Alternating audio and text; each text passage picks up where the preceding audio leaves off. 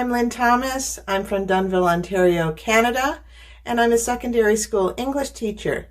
I really look forward to hearing from you over Twitter at my handle at TomLynn, THOMLYNN 101, with feedback about the presentation I'm All Ears, which talks about empathy and awareness, reflection, through storytelling. Enjoy! Hello and welcome.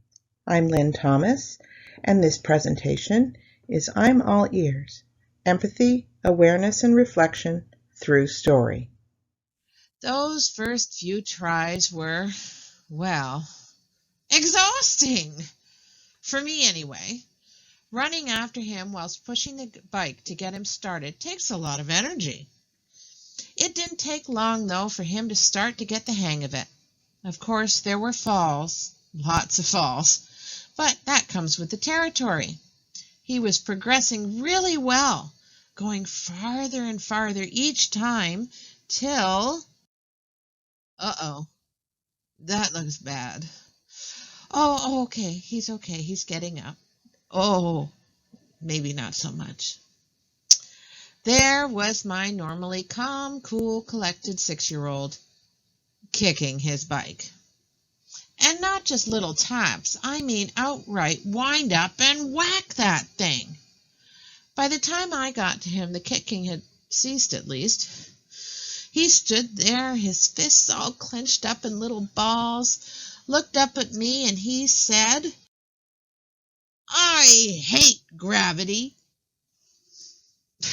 After silently blessing Miss Frizzle and the magic school bus, and working very hard to stifle my giggles, I tried to console him. He didn't need it, though. He just needed to vent his frustration. He picked up the bike and walked it back to the house, and after a little while he was back at it again. It wasn't long before he was a pro, no longer needing me to push him off, expertly cruising up and down the driveway with wild abandon. All the falls and frustrations hadn't gotten the best of him. Nope, not my little superhero who defeated gravity. So, why did I share this story with you? Well, it shows why story's important. It's one of the best ways to enable connection. Face it, I bet you thought about teaching your own children to ride a bike. I bet you smiled when my son said, "I hate gravity," and thought of maybe some quirky little phrases your own children have said over the years. You might have even remembered when you learned to ride a bike. Maybe you thought of a similar time when you couldn't help but laugh, or when you were super proud. No matter how you look at it, stories help us connect, and they help us do that on so many levels. But that's not all. Stories do so much more. Let's have a look at the neuroscience and find out more.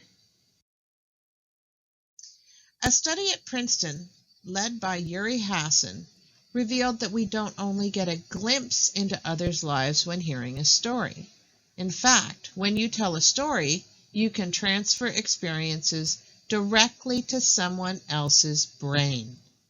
We experience the exact same brain patterns as the person telling the story. They feel what you feel. They empathize. Scientists have found that what happens is that mirror neutrons fire to simulate others' experiences. So essentially, we mirror each other's brains. We sync. Furthermore, the area in our brain that's activated when we read something is the same area that's activated when we see it in real life. A study at Emory University showed the region of the brain associated with physical activity and movement was activated. Essentially, the reader does what the character does and feels what the character feels. So stories change us not just on a neurological level, but a biological level too. Walking a mile in someone else's shoes is no longer just a metaphor. Not only that, on a neurological level, when we hear a story that resonates with us, our levels of oxytocin increase. And oxytocin boosts our feelings of trust, compassion, and empathy. So the simple act of listening to someone's story allows us to join in their experience, thus affirming or challenging our beliefs and assumptions. Indeed, according to psychology researcher Dan Johnson, simply reading fiction can increase our empathy towards others we may have initially viewed as being outsiders. Our brain loves story. We're wired for it. We learn and remember better when information is shared in a story form as opposed to a string of facts. Stories give us a common ground that give us a glimpse into the lives of others and the everyday situations and struggles they face, and helps us put all this in some kind of order.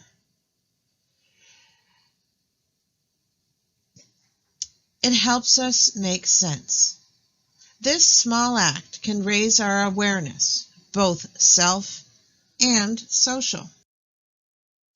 Not only that, listening and reading stories help us develop our emotional word bank. The more we're able to identify and name our emotions, the better we're able to confront them and deal with them. This is a very important aspect of improving our self and social awareness. Additionally, we learn how others solve problems, which can help instruct us and help us make better sense of the world. Finally, stories help us reflect on our understanding in a meaningful way. The best thing about stories, though? Joy. Our brains feel joy when listening to engaging stories. This reduces stress in the brain, a major factor in allowing us to learn and remember better. Those pleasurable associations are linked to the release of dopamine, which boosts mood, motivation, and attention, and helps regulate movement, learning, and emotional responses. That's a win-win all around. I'd like to invite you to have a look with me at the Learner Variability Project for an indication of how integrated social-emotional learning is. The Learner Variability Project is a web app that was created by Digital Promise, and it works to uncover evidence-based factors and strategies to meet learners where they are across varied contexts and needs. It builds on emerging research on learner variability and strives to support each learner, their parents, educators, and the EdTech development community. So it's a very interesting project and shows many connections. So let's just have a look at it now. The Learner Variability Project here on lvp.digitalpromiseglobal.org. It brings together researchers across neuroscience, cognitive science, and social-emotional learning fields, along with innovative developers and practitioners, to explore and design new models for research-based personalization of learning. We can have a look at it to show how interconnected all those areas are. So you will notice there's various things that you can do with the app. You can choose a model, identify factors, and get strategies to inform your practice. And when we're talking about choosing a model, there are obviously various areas. Just for showing today, let's have a look at the literacy, since we're talking about storytelling, and let's explore the factors. Now, these are what research has identified as critical to learner success in literacy. So if we go to the factors, you'll notice here that we have this table. And what is really very interesting, and you can see it's divided into various sections: literacy, cognition, social emotional learning, and student background. And all of these factors affect how well a student will be able to learn and take on literacy tasks on any given day or for whatever reason. So since we're focusing on social emotional learning, let's have a look. So if we hover over emotion in general, you can see that all of these other factors are affected. So if emotion is off, metacognition is affected, self-regulation is affected, sensory integration, and working memory. So emotion is really important in helping the learner, utilize all those important areas in order to learn. Emotion can also be affected by student background. What kind of supports do they have? Their socioeconomic status, physical well-being. Likewise, if we look at motivation, we can see how that changes. Motivation can have an adverse effect on phonological processing. If we go to social awareness and relationship skills, again, it affects cognitive flexibility, self-regulation, and working memory. And stereotypes and threats also affect working memory. So we can see from this how very important social emotional learning is and how it is integrated across a wide spectrum of factors that enhance learning.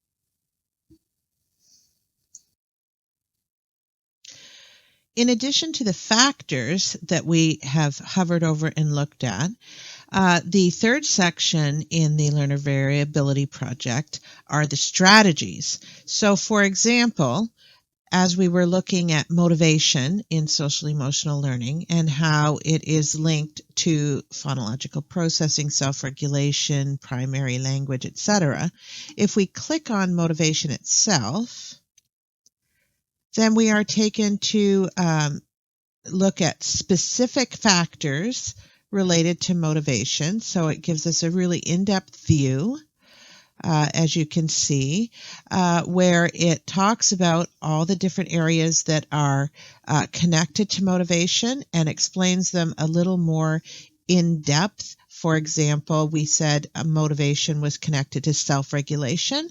So students who are more motivated are better able to use self-regulation strategies and achieve their literacy goals. So that's very important.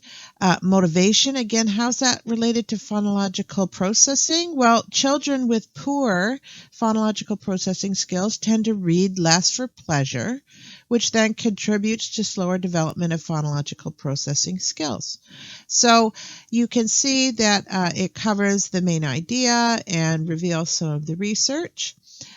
You can also notice that it talks a little bit about the distinction between intrinsic and extrinsic motivation and some important concepts that impact motivation like self-efficacy, interest, goals, and self-regulation, which we looked at a little bit before. It gives you areas where you can learn more about the research factors that were incorporated into this project. And student motivation theory by Sanford is included, I can and I want. Then we can also look at the research-based strategies that were used for this factor, checklists and rubrics, collaborative writing, etc.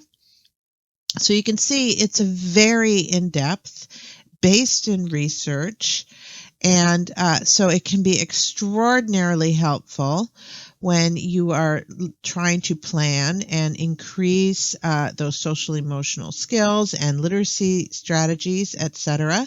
And as the final factor, here are strategies. So then this gets right into the some specific strategies that you can use in relation to motivation. You'll notice here we are on the strategies portion of the web app, and again we're still in the literacy grades 4 to 6 area, but here you can see all the different factors that were listed on the previous page. So here's motivation. So let's turn on motivation. And here is all the different strategies that can be used to increase that specific skill. It talked how motivation was part of connected to self-regulation, so maybe we want to click that skill as well. So you can click multiple factors that then show you what sort of strategies help improve those factors and thereby hopefully support and increase your literacy success rate. So building those trusting relationships. Book clubs. Again, we could look back or to doing books that are interesting to each student, and having choice is important. Collaborative writing, that growth mindset. So then these in turn, for example, if we look at a growth mindset feedback, that relates mostly to the self-regulation. So the color coding is really helpful too. So feedback on writing, for example, here we see it is most linked. Where are we here? The blue is our motivation. So that growth mindset feedback, lots of motivation linked here. So if we hit the plus sign, we can add that to our workspace. But if we click the title, then we can look more at how can we use this in the classroom? How can we incorporate more growth mindset? So we then have specific videos and other resources that can help us look at growth mindset in both math and literacy, how to increase student motivation, increase self-efficacy. So you can see it's very, very thorough and can really go a long way in helping you to recognize the links and how integrated and dependent upon one another all the areas are. So building storytelling into any program is going to support social emotional learning, but it's going to do so much more. It's supporting that social emotional learning. It's going to support students across the gamut of their learning. So we can see how building social emotional learning is key. And story is a great way to do this. So let's talk now about how do we incorporate story. Well, let's start with the notion that this is not just for English class or language learning class or language arts. Stories are everywhere, not just in books either. We are each a living story, whether it's written down in a book or not. Think about it. A simple check-in that we all regularly do with our students is a 10-second story. Whether that be utilizing something like the thumbs up, down, or in the middle, done face-to-face or electronically with a form with emoticons, it's a 10-second story. And right there we are beginning the storyteller process and syncing our brains. There are two sides to any story, obviously, the listening side and the telling side, and both are equally important. So let's start with the listening side. And how do we incorporate stories into any class and how easy that can be? It's as easy as connecting with other people. It could be through a project like a Humans of New York style interview project where students connect with people in their community to share their story. I've seen this done really very successfully, connecting children with the elderly at a local long-term care or retirement home and have students interview them to learn about history. In one of my classes, my students learn about mental health and wellness by reading memoirs by people who have faced mental health challenges. We begin the unit with a book tasting.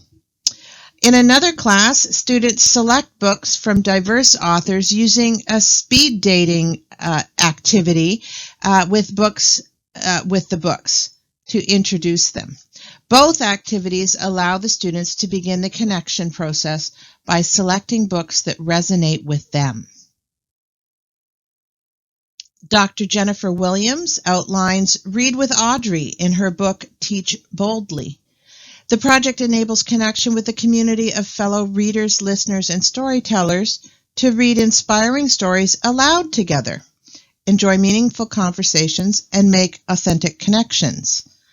Likewise, Empatico links classrooms around the world to be virtual pen pals, and Global Read Aloud allows classes around the world to connect and share reading a book together.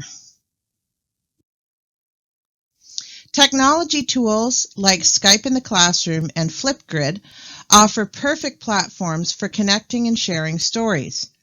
Skype allows us to connect our classes with experts and authors to hear their stories, or connect with classes around the world to share.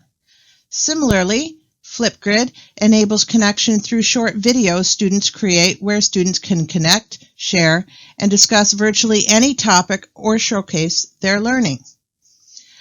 After a virtual tour of Egypt with one of my classes, for example, my students created travel vlogs to share about their journey and experience. Joining a global collaboration project like the Climate Action Project, the Goals Project, both happening again this fall, or the new Single Voices Global Choices, poised to begin in September, or the Earth Project platform, allow for connections between classes around the globe to collaborate on real-world relevant projects. This is a great way to form connections, share story, and learn about each other. Telling and sharing our stories is equally important. Student voice can be broadcast in many ways. Storytelling through platforms that incorporate visuals and text like Sway, Wakelet, or Book Creator are inclusive ways to support students of all ages in sharing. Blogging, too, is a powerful platform that not only incorporates story and sharing, but can also encourage deep reflection. We can't forget the ultimate storytelling and engagement tool, Minecraft, a natural for vibrant storytelling experiences, as evidenced by the epic competition just held for the best Canadian story in Minecraft through Mindshare Learning Technology Schools of the Future Challenge and Logix Academy. Another really creative way to tell stories that may not get the recognition as a viable instrument of storytelling is coding. Imagine the possibilities. Students coding their own characters to tell their own stories. The sky is the limit here, and the perfect marriage of tech and art. I hope you found this helpful and been inspired to do more with storytelling and building social-emotional learning into your classes. You can find resources and articles in the Wakelet collection linked below, and feel free to follow me on Twitter at TomLynn101.